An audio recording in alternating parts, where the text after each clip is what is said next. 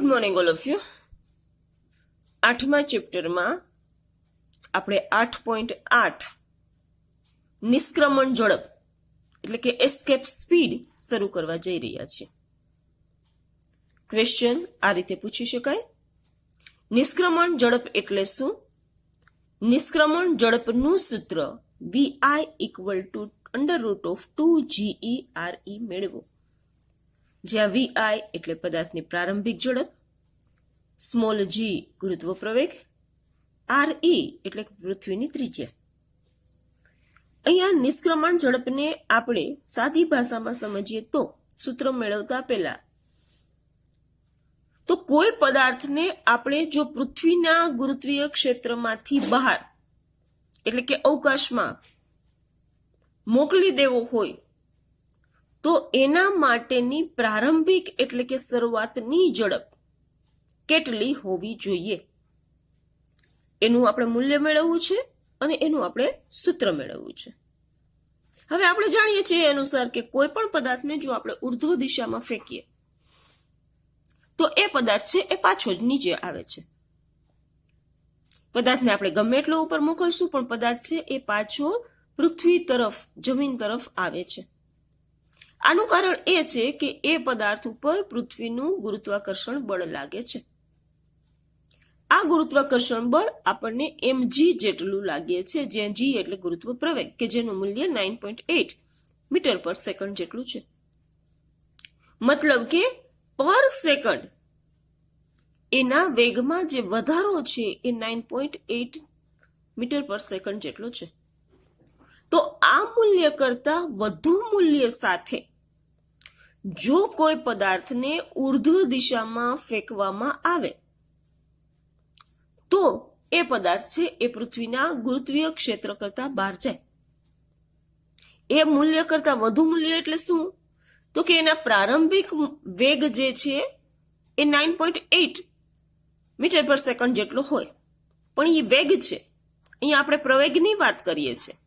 મતલબ કે ઉર્ધ્વ દિશામાં ફેંકેલો પદાર્થના વેગમાં પર સેકન્ડ 9.8 મીટર પર સેકન્ડ કરતા વધુ વધારો થવો જોઈએ. એટલી પ્રવેગિત જો એ ગતિ કરે તો એ પૃથ્વીના ગુરુત્વીય ક્ષેત્રની અંદરથી બહાર જાય, નહીતર એ પાછો આવે.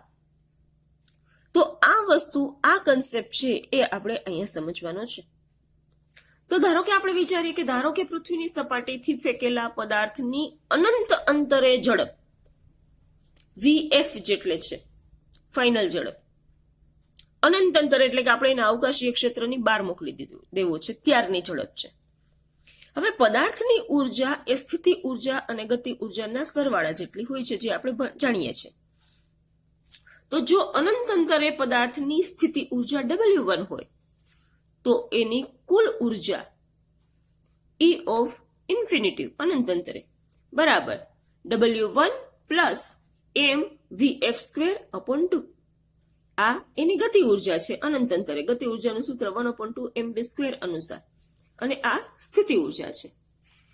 જો આ પદાર્થને પ્રારંભિક vi ઝડપથી પૃથ્વીના કેન્દ્રથી h+re અંતરે આવેલા બિંદુએથી ફેંકવામાં આવ્યો હોય તો પ્રારંભમાં તેની ઉર્જા E of h+re = 1/2mvi² minus capital G_h+re plus W1. હવે અહીંયા જે આપણે આ ઇક્વેશન લખીએ છીએ એ ઇક્વેશનમાં આપણે પૃથ્વીની સપાટીથી ધારો કે h જેટલી ઊંચાઈએથી કોઈ પદાર્થને ઉર્ધ્વ દિશામાં ફેંકવામાં આવે છે, ઉર્ધ્વ દિશામાં ગતિ કરાવવામાં આવે છે. હવે એ જ્યારે ગતિ કરાવવાની શરૂઆત કરવામાં આવે છે ત્યારે એનો પ્રારંભિક ઝડપ છે એ vi જેટલી છે, માટે એની ગતિ ઉર્જા થશે એ 1/2vi² જેટલી. હવે પદાર્થ છે એ પૃથ્વીની સપાટીથી h જેટલી ઊંચાઈએ લઈ ગયા માટે એની સ્થિતિ ઉર્જામાં ઘટાડો થાય. પદાર્થની જે સ્થિતિ ઉર્જા છે એ Gmem/r જેટલી હોય. અહીંયા r એટલે કે અંતર કેટલું છે તો કે h+re. re જેટલી એ પૃથ્વીની ત્રિજ્યા છે. આ ત્રિજ્યાથી h જેટલી ઊંચાઈ લઈ ગયા માટે, અને પ્રારંભિક તો એની સ્થિતિ ઉર્જા આટલી જ હતી. આ સ્થિતિ ઉર્જામાંથી W1 જેટલી સ્થિતિ ઉર્જામાંથી આટલી ઉર્જાનો ઘટાડો થયો છે અને એ સ્થિતિ ઉર્જાનું રૂપાંતર ગતિ ઉર્જામાં થયું છે. માટે આ સૂત્ર છે એ આપણે આ રીતે લખી શકશું. અહીંયા આપણે ઉર્જા સંરક્ષણના નિયમ અનુસાર જાણીએ છીએ કે ઉર્જા એ અચળ છે, માટે સમીકરણ 1 અને 2 ને આપણે સરખાવી શકીએ છીએ. તો સમીકરણ 1 અને 2 ને આપણે જો સરખાવીએ તો 1/2 mvi² minus capital G MEM/h+RE W1 equal to W1 plus mvf²/2. બે બાજુ W1 કોમન છે એટલે એને કેન્સલ કરીએ તો mvi²/2 minus G MEM/h+RE equal to mvf²/2, જેને આપણે સમીકરણ 3 લખીતા છે. હવે આ સમીકરણ 3 ની અંદર આ પદ છે એ પ્લસ છે, આ બે ઉર્જાનો તફાવત છે. તો આ ઉર્જાનો તફાવત આપણે જો ઉર્ધ્વ દિશામાં ગતિ કરાવી હોય તો આ બાજુનું આ જમણી બાજુ એ આપણે જમણી બાજુ ધન છે એટલે ડાબી બાજુ છે એ પણ ધન થવું જોઈએ. અને એમાં પણ જો આપણે vi નું મૂલ્ય લઘુત્તમ જોતું હોય તો એ શૂન્ય થવું જોઈએ. મતલબ કે mvi²/2 minus G MEM/h+RE is greater than equal to 0. અને લઘુત્તમ ઝડપ માટેથી ઇક્વલ ટુ આપણે 0 થવું જોઈએ. એટલે કે mvi²/2 minus G MEM/h+RE equal to 0. vi² ને સૂત્રનો કરતા બનાવીએ તો 2 છે એ આ બાજુ જતા રહેશે અને m છે એ બે બાજુથી એક એમ કેન્સલ થઈ ગયા. ધેરફોર હવે જો આપણે પૃથ્વીની સપાટી પરની વાત કરીએ તો શું થાય તો કે h બરાબર 0, તો અહીંથી h નીકળી જાય એટલે vi² 2G ME/RE. And therefore vi એટલે આ બાજુથી સ્ક્વેર દૂર કરીએ તો આ સ્ક્વેર રૂટમાં આવી જાય. પણ આપણે જાણીએ છીએ એ અનુસાર ગુરુત્વ પ્રવેગ G નું સૂત્ર G ME/RE². અહીંયા માત્ર RE છે એટલે આપણે એક વખત RE થી ગુણી નાખીએ અને એક વખત ભાગી નાખીએ એટલે અહીંયા RE² થઈ જાય એટલે એનું મૂલ્ય G થઈ જશે અને ઉપર ગુણ્યા છે એ એક RE વધશે. માટે સૂત્ર આવું થઈ જશે vi minimum equal to √GRE, જેને આપણે છે સમીકરણ નંબર 5, જે નિષ્ક્રમણ ઝડપનું સૂત્ર છે એને નિષ્ક્રમણ વેગ પણ કહેવામાં આવે છે. આ સૂત્રને આપણે યાદ રાખશું કારણ કે MCQ છે એ કોમ્પિટિટિવ એક્ઝામમાં આના ઉપરના MCQ પૂછાય છે. જ્યાં G એટલે ગુરુત્વ પ્રવેગ, RE એટલે પૃથ્વીની ત્રિજ્યા કે પૃથ્વીનું ત્રિજ્યાનું મૂલ્ય તમને ખ્યાલ છે 6400 કિલોમીટર. તો આ બધાની જ્યારે આપણે આમાં કિંમત મૂકીએ છીએ ત્યારે vi મિનિમમ એટલે કે નિષ્ક્રમણ ઝડપનું મૂલ્ય આપણને મળે છે 11.2 કિલોમીટર પર સેકન્ડ. એનો મતલબ એવો થયો કે જો પૃથ્વીની સપાટી પરથી પૃથ્વીના વાતાવરણમાંથી પૃથ્વીના ગુરુત્વીય ક્ષેત્રમાંથી જો કોઈ પદાર્થને બહાર મોકલવો હોય તો એની પ્રારંભિક ઝડપ 11.2 કિલોમીટર પર સેકન્ડ હોવી જોઈએ.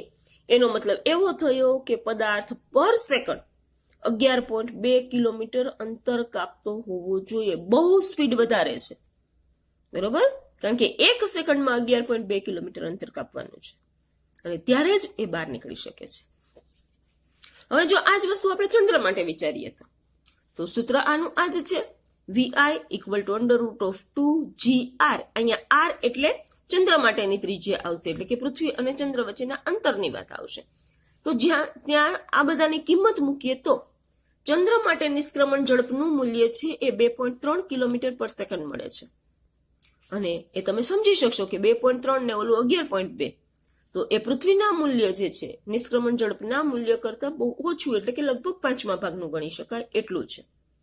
અને એટલા માટે જ ચંદ્ર ઉપર વાતાવરણ નથી, કારણ કે ત્યાં ગુરુત્વાકર્ષણ બળનું મૂલ્ય ઓછું છે, ગુરુત્વ પ્રવેગનું મૂલ્ય ઓછું છે.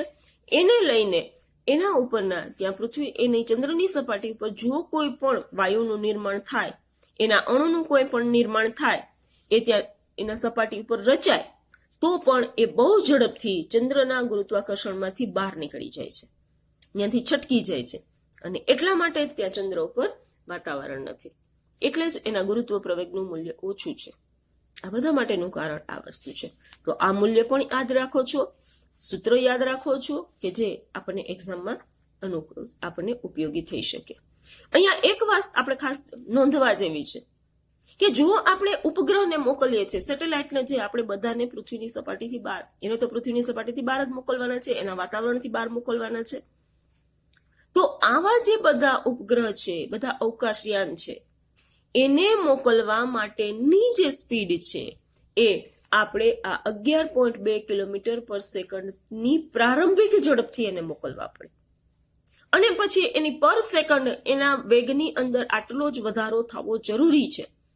નહીતર શું થાય, એક વખત તમે આટલી ઝડપથી મોકલો, પણ પછી તો ગુરુત્વ પ્રવેગ, પૃથ્વીનું ગુરુત્વ પ્રવેગ છે એના પર સેકન્ડ એને 9.8 મીટર પર સેકન્ડ સ્ક્વેર જેટલે એના ગુરુત્વ પ્રવેગથી એને પોતાના તરફ ખેંચે. તો આ કરતા પૃથ્વીનું ગુરુત્વ પ્રવેગ વધી જાય તો પદાર્થ છે એ પાછો આવે. માટે એને આ પૃથ્વીના ગુરુત્વ પ્રવેગ કરતા એને વધુ ગુરુત્વ પ્રવેગ સાથે મોકલવો પડે. અને એટલે જ તમે ભણીને આવ્યા છો કે જ્યારે અવકાશયાનને આપણે પૃથ્વીની સપાટી ઉપરથી મોકલવાનું હોય તો ત્યારે એની અંદર થતા બળતણનું દહન, એની સ્પીડ ક્રમશઃ વધતી જાય. શરૂઆતમાં જે બળતણનું દહન થતું હોય એ ધીમે ધીમે બળતણનું દહન વધતું જાય. બળતણનું દહન જેમ જેમ વધતું જાય એમ નીચેની તરફ નીકળતો ધુમાડો વધતો જાય, અને એ ધુમાડો વધે એટલો એ ઉર્ધ્વ દિશામાં, ન્યૂટનની ગતિનો ત્રીજો નિયમ, એટલો એને ઉર્ધ્વ દિશામાં ધક્કો લગાડે એટલે એના વેગની અંદર વધારો થતો જાય. અને વેગનો વધારો એનો મતલબ કે પ્રવેગ છે, મતલબ કે અવકાશયાન છે એ કન્ટિન્યુઅસ પ્રવેગી ગતિ કરતું જાય. આ વસ્તુ તમે ભણીને આવ્યા છો, અને એ જ કન્સેપ્ટ ઉપર આ બધા અવકાશયાનને છોડવામાં આવે છે. સાથે સાથે આપણે એ પણ જાણીએ છીએ કે આપણે ઇન્ડિયાની અંદરથી જો આ અવકાશયાનને લોન્ચ કરવો હોય તો એ હરિકોટા ઉપરથી જ કરી શકાય છે. એ શું કામે કરી શકાય છે એ આપણે નેક્સ્ટ ટોપિકની અંદર, જે કક્ષીય ઉપગ્રહની વાત છે એમાં આપણે ભણશું ત્યારે એનો આપણે ઉલ્લેખ કરશું. તો આજે આપણે અહીં સુધીનું રાખીએ છીએ, અને સરસ રીતે વાંચી ટેક્સ્ટબુકમાંથી, આમાંથી, અને સાથે સાથે નોટ લખતા રહેજો. બરોબર? તો જ્યારે આપણે મળવાનું થાય ત્યારે બધાની નોટ એ ચેક કરવામાં આવશે. એટલે રિટર્ન વર્કમાં 2 વખત અને ક્લાસ વર્કમાં 1 વખત આ ક્વેશ્ચન લખવાનો રહેશે.